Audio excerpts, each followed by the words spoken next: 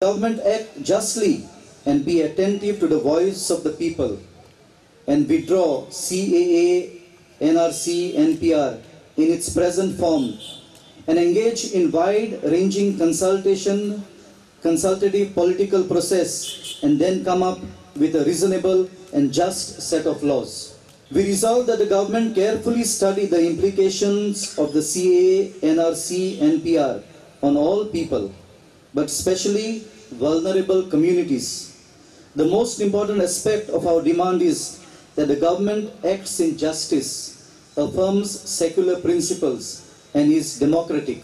And in any case, if it is a matter of persecution, then why should the law be frozen at 31st December 2014 when persecution continues according to the government of India? अनेक वेळा सांगले वतात की हे गोंय जे आसात परशुरामान बाण मारलो आणि हे गोंय जाले म्हणून. भावानो, या परशुरामान बी बाण बी काय मारूना. हा वापरता आशिल्लो शब्द पण तो वापरप न्ही बरोबर. तेणे आमची सारखी मारलेली आसात.